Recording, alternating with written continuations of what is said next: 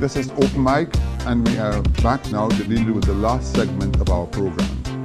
Richard, just before closing off, we were talking of the banking situation. In the case of the Bank of St. Lucia, I know that the Republic Bank owns some 20% of the bank, and there's been ongoing discussions for the last year as to which direction the bank should head. Republic Bank is willing to invest more but get controlling interest of the bank. I've talked to many employees of the Bank of St. Lucia, and they seem to be against the idea of Trinidad coming in and owning majority shares in a local institution. But my take on it is that if Republic Bank were allowed to have majority shares, they could afford to pump in the necessary funds to take up the slack of the errors that were created a couple of years ago in the heyday when many loans were made and the clients were unable to fulfill their agreement. It's a double-edged sword. But based on that, what do you think? We don't make decisions around here today, but we are free to speculate for what is best for St. Lucia. We all know that the Bank of St. Lucia took over the Bank of St. Vincent, which was quite a bit of money, and also extended an olive branch to some branch in Antigua. That was the heyday when St. Lucia was doing well, and St. Lucia didn't have the VAT then. So we were able to do that while all the others with the VAT were sinking. So on that score, what do you think should be done at this time? Anyway, banks don't pay VAT, right? Come again? Yeah. The banks don't pay VAT. Yeah. We're between a rock and a hard place on a number of issues. I think over the years, government policies throughout the OECS would try and, as much as possible, restrict the level of foreign ownership in key industries, utilities, banking. They couldn't do it in everything. In some areas, insurance, for example, we just didn't have sufficient capital to do that, so you had to allow foreign insurers. So the level of 20% has been the cap both in banking and in utilities. And of course, you know, there were a lot of overseas investors that were happy to take up the 20%, as you now suggested the Republic Bank does. The Bank of St. Lucia, because of a couple of years of severe loan losses, which is a problem that has affected all the banks in the region and banks internationally, have found themselves with inadequate, capital reserves in accordance with the Banking Act, and it really needs to be rectified. And they have been under negotiation to do that. But it is clear that the options are that you can either find sufficient money locally to increase the level of share capital and bump up your reserves. That's not easy because it may be a lot of money and our local investors may just not have enough. Another way would be to essentially try through amalgamation of all indigenous banks to create a bigger base, which would now, if you added them all up, create a sufficient capital adequacy. That's going to take ages. It's not an easy thing because you've got a number of different indigenous banks, all with different articles, and changing that is not an easy situation. We saw what happened when CIBC and Barclays got together. Well, yes, and sometimes it takes years to rebrand, right? And even First National, they have certain rules in their articles which make it impossible for people to have more. Yes. More than a certain percentage, and the question of how the voting and everything. These are the difficulties we have to face with. Now, one of the options to get around the level of capital inadequacy, if there are interested investors outside of the country, is to allow them to come in, take higher shareholdings. That would require changing your articles, going to the shareholders, getting their agreement, etc., etc. And if there is interest, that is one way of doing so. There are obviously a lot of people that will be concerned about the fact that it feels as if St. Lucia is selling itself out to foreign, when I say foreign, these are still CARICOM people, but still, non-OECS. We've done that in supermarkets. We've done that in retail in some instances.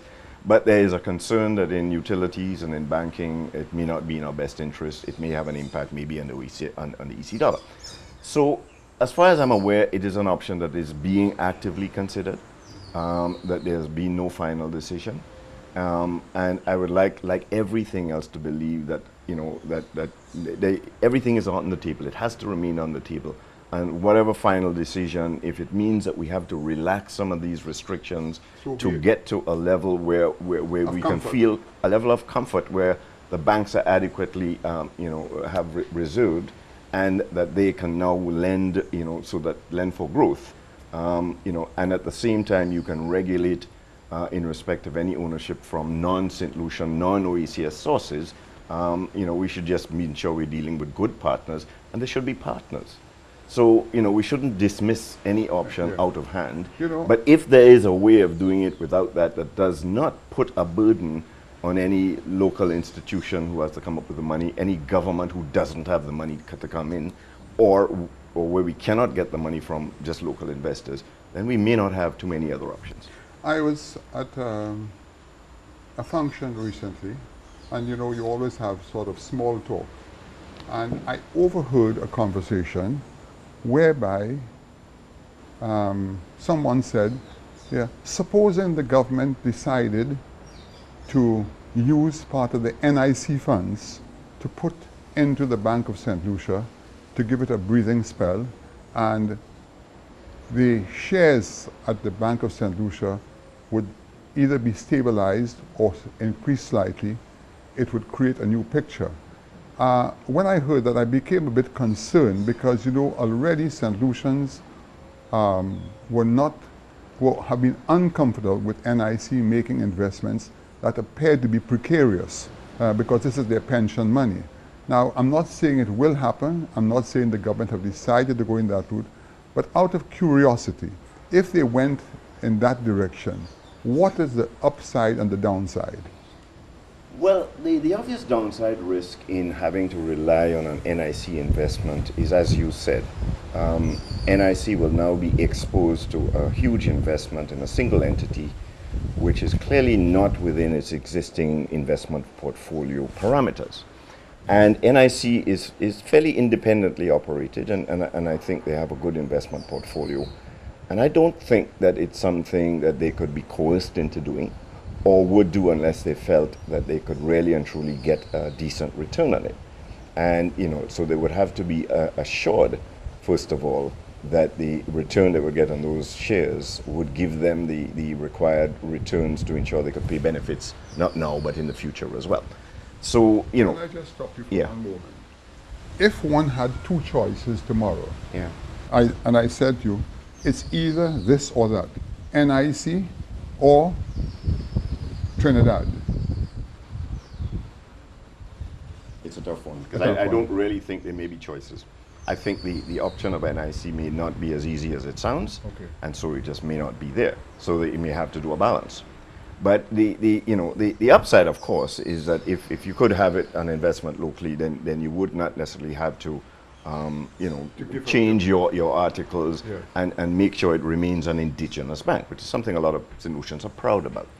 But we have to accept the fact that we no longer, we can't ring fence the country any longer.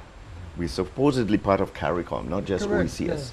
And so, there are ways and means of bringing in investors from outside and making sure that, the behavior, the expectation, the use of the money is in our best interests. Right. So it's a way of finding how to do that, which I am sure that they are examining fully now. The problem, of course, is going to be that whoever puts the money in, it's going to dilute the existing shareholders. We're not going to get huge dividends in the future that will compensate for that. But at least it will stabilize the banking structure, which is very important. You must take into consideration that a lot of people have put their money into Bank of St. Lucia in their heyday and were comfortable. Also, they were very proud. So what is happening now? These people are very despondent, extremely despondent. They are concerned, and it sends really, unfortunately, it sends a wrong signal to the small man who invested his money. George, before we close, as we talk about the banking situation, you wanted to highlight a point in France of what happened here concerning the banking situation and the U.S. Can you just highlight that? Yeah. Two days ago, Uh-huh. we heard that the U.S. Federal government was requesting $10 billion to a French bank called BNP because they were supposed to violate the regulation on the embargo at the time of Cuba. That's long ago. But most of the people in France, they take that for serious, you see. So I don't know what will happen now. But they should, I think they should appeal for that. Yeah. Tell me something, the same way, what is the equivalent of our NIS in France? It's Social Security? Social Security. Yeah. What is the state of your Social Security? The problem is not about Social Security only. Yeah. It's about all the expenditures. So far, the number of people paid by the government represent half of the people working. So that's too much. And that's why the French government had problem recently. The government didn't do anything good for the past 2 years. I mean, that's my opinion. They don't know where they go. They have no vision. And they just adjusting, you see. They started to make the contrary of what was made before by the Past government. past government, yes. And Mr. Holland was supposed to fight in the European Parliament against all the people like Germans to say we should have a more important position. And he failed, in fact.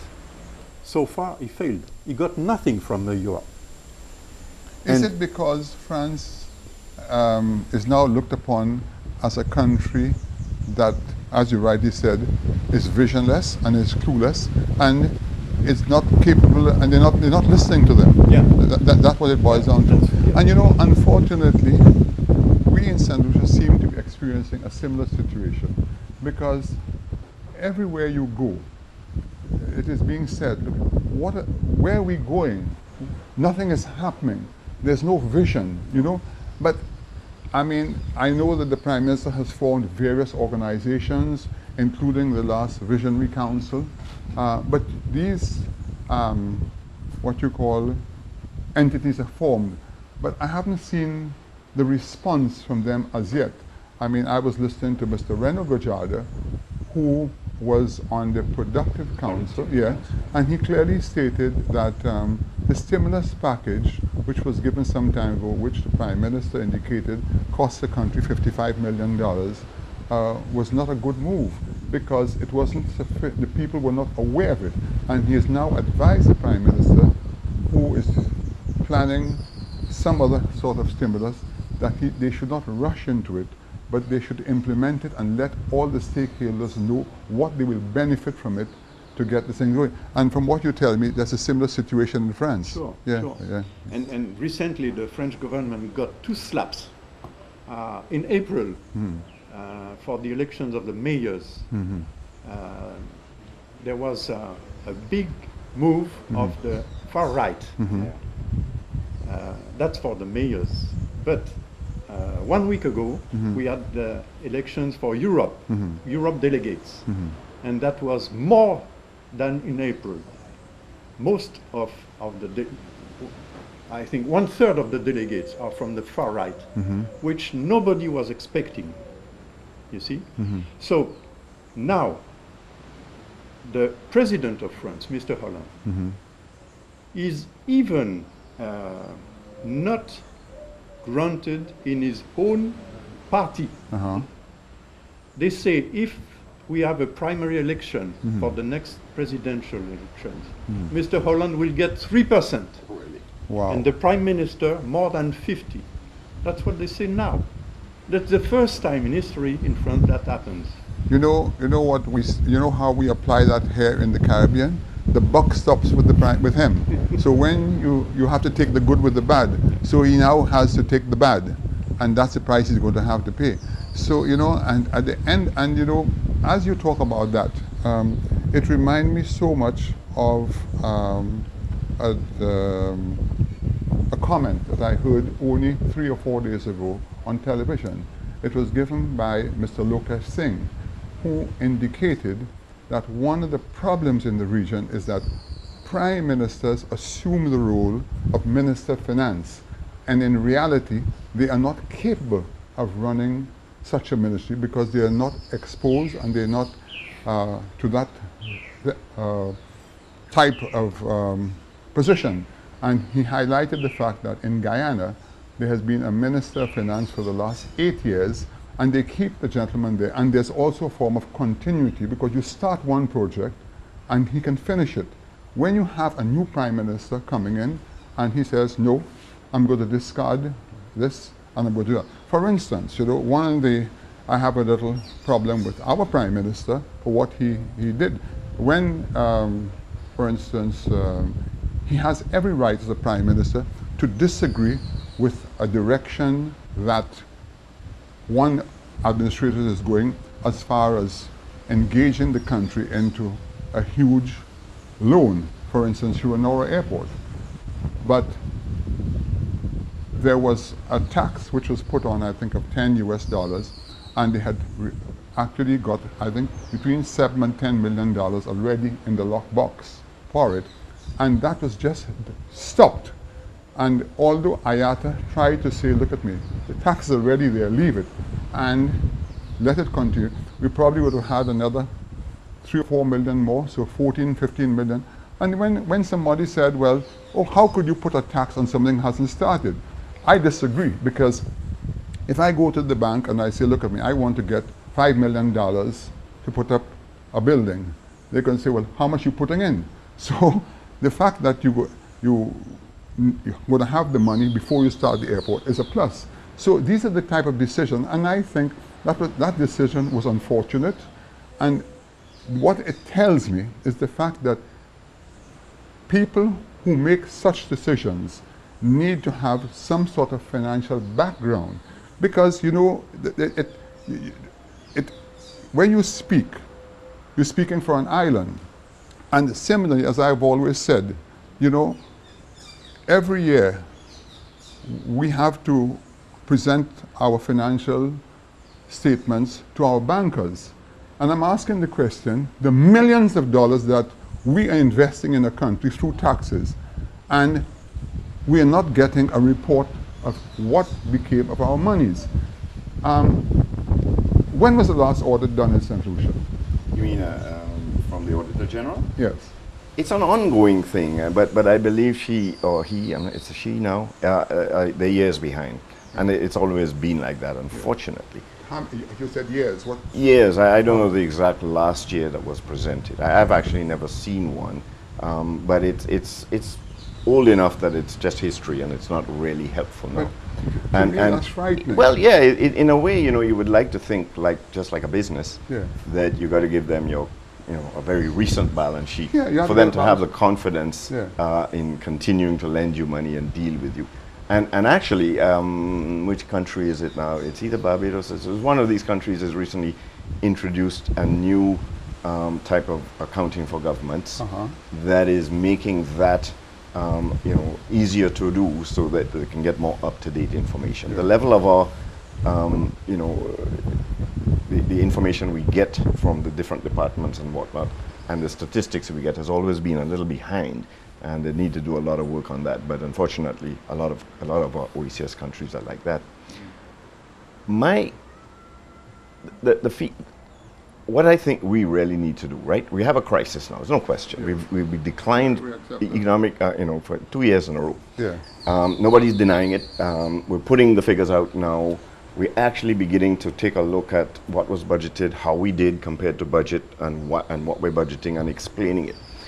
And because of this decision of the need to reduce expenditure, which government probably can do unilaterally, but wish to do through negotiation, which is good, they are being required to go to all of the different sectors of society and present the information to show that there is method in our madness. This is what we're doing. Yeah. And that's encouraging, because my feeling is, notwithstanding which party you support, whether you public or private, whether you black, white, or Indian, that we need a period of truce. We need like a year or two in which the public sector, the private sector, the opposition, the government, everybody says, you know what, we have an economic crisis. Let's get together. Right? Let's get together. Correct. Right? Let's create the kind of institutions that have transparency, that we can all have a part of, and work on our common problem. St. Lucia Inc. has a problem, and we can deal with it. It's not going away. Even Greece is coming back. Greece just sold some bonds, and it was oversubscribed.